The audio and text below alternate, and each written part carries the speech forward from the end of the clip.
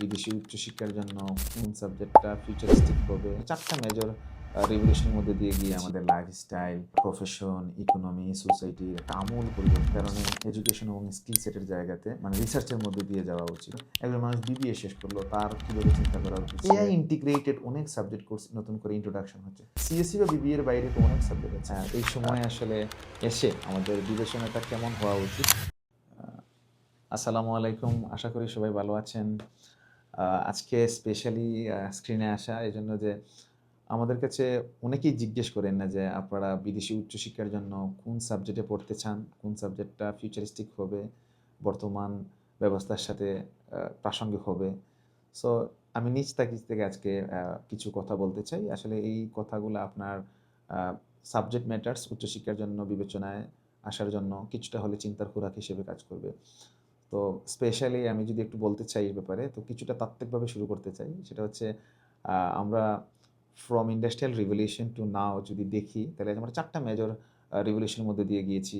১ম টা হচ্ছে ইন্ডাস্ট্রিয়াল রিভলিউশন, পরেরটা হচ্ছে ম্যাস প্রোডাকশন, এরপরে হচ্ছে ১৪ গেল ইনফরমেশন টেকনোলজির রিভলিউশন। আমরা এখন বর্তমানে আছি আর্টিফিশিয়াল ইন্টেলিজেন্সের সময়ে। যেমন আ আ এই সময়ে আসলে এসে আমাদের বিবেচনাটা কেমন হওয়া উচিত, সে ব্যাপারেই আসলে আমি এখন কথা বলব। আমাদের মানব সভ্যতার ইতিহাসের যদি পরিবর্তনটা দেখতে পাই, সেটা হচ্ছে যে আমাদের প্রত্যেকটা রিভলিউশনের মধ্যে দিয়ে আমাদের লাইফস্টাইল, প্রফেশন, ইকোনমি, সোসাইটির একটা আমূল পরিবর্তন আসছে। যার মধ্য দিয়ে আমাদের কারেন্ট জব মার্কেট থেকে শুরু করে এডুকেশন সবকিছুতে একটা আ পরিবর্তন আসতেছে। সো যার কারণে এডুকেশন এবং স্কিল সেটের জায়গাতে আমাদের চিন্তা এবং রিসার্চের মধ্যে দিয়ে যাওয়া উচিত।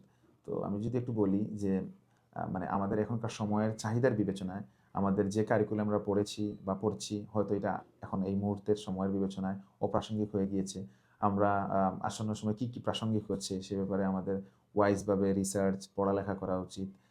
আমি যদি একটু বলি যে ইনফরমেশন টেকনোলজি রিভলিউশনের পরে এআই রিভলিউশনটা আসতে খুব ক্ষীণ সময় গিয়েছে। আমরা খুব কীভাবে যে আসলে হঠাৎ করে ঢুকে পড়েছি আর্টিফিশিয়াল ইন্টেলিজেন্সের যে একটা যুগে। এই যুগের বিবেচনায় এখন এই মুহূর্তে আমাদের সবাইকে রিসার্চ বেস থাকতে হবে। এক্সপার্টদের কাছ থেকে অ্যাডভাইস নিতে হবে। অভিজ্ঞদের কাছ থেকে জানতে হবে যে কী আসন্ন সময়ে ট্রেন্ডিং আছে, কোন সাবজেক্ট ফিউচারিস্টিক হবে। যেমন ধরেন একজন মানুষ বিবিএ শেষ করলো, তার কিভাবে চিন্তা করা উচিত? সে বর্তমান সময়ের বিবেচনায় সে ডিজিটাল মার্কেটিং দেখতে পারে, বিজনেস অ্যানালিটিক্স দেখতে পারে, কনটেন্ট ক্রিয়েশন দেখতে পারে। আবার যদি আমি দেখি যে সিএসই থেকে আমরা কীভাবে ক্লাউড কম্পিউটিং আছে, মেশিন লার্নিং আছে, সরাসরি আর্টিফিশিয়াল ইন্টেলিজেন্সের কোর্স আছে বা এআই ইন্টিগ্রেটেড অনেক সাবজেক্ট কোর্স নতুন করে ইন্ট্রোডাকশন হচ্ছে। তো আসন্ন সময়ে যে সাবজেক্টগুলো ইন্ট্রোডাকশন হবে, সো ওগুলোর প্রতি আমরা খেয়াল রাখতে হবে, অ্যাওয়ার্ড থাকতে হবে। তো এভাবে আসলে চিন্তা ভাবনা করলে আসলে আমরা রাইট সাবজেক্ট কোর্সটা আমাদের ব্যাকগ্রাউন্ডের সাথে ম্যাচ করে নিতে পারি। সিএসসি বা বিবিএ এর বাইরে তো অনেক সাবজেক্ট আছে। এভিয়েশন আছে, আর্কিটেক্ট আছে, সিভিল আছে। সো যে ব্রাঞ্চে পড়ুক, যে সাবজেক্ট কোর্সে পড়ুক, সেই বিবেচনায় আসলে বর্তমান সময়ে এবং বর্তমান বিশ্ব ব্যবস্থায় কোন সাবজেক্ট, কোন স্কিল সেটটা আসলে প্রাসঙ্গিক হবে, সেটার ব্যাপারে আসলে অবারিত ইন্টারনেটের ব্যবস্থায়, অবারিত এআই ব্যবস্থায় আপনাকে অবশ্যই বলার অপেক্ষাই থাকে না। রিসার্চ বেসড হয়েই চিন্তা করতে হবে। যেহেতু জীবনের অনেক বড় একটা সিদ্ধান্ত, আপনি একটা দেশে যাচ্ছেন, আপনি অনেক টাকা ইনভেস্টমেন্ট করবেন। তো সেই বিবেচনায় আপনাকে রিসার্চ বেসড যাওয়া উচিত এবং আসন্ন সময়ে এআই রিভলিউশন এর সময় কোনটা প্রাসঙ্গিক হবে, কোন সাবজেক্ট পড়লে ফিউচারিস্টিক হবে, এরকম একটা কেরিয়ার প্রুফ প্ল্যানিং এ গেলেই আসলে আপনার পক্ষে ওই দেশে পিআর থেকে শুরু করে জীবন ব্যবস্থা সবকিছুতেই আপনার একটা ইজি স্মুথ পেথওয়ে পাওয়াটা খুব স্বাভাবিক। তো আমি যতটুকু বলার চেষ্টা করলাম ওইটুকুর মধ্যে দিয়ে একটা চিন্তার খোরাক দেওয়ার চেষ্টা করেছি। আপনারা সবাই ভালো থাকবেন। Thank you so much.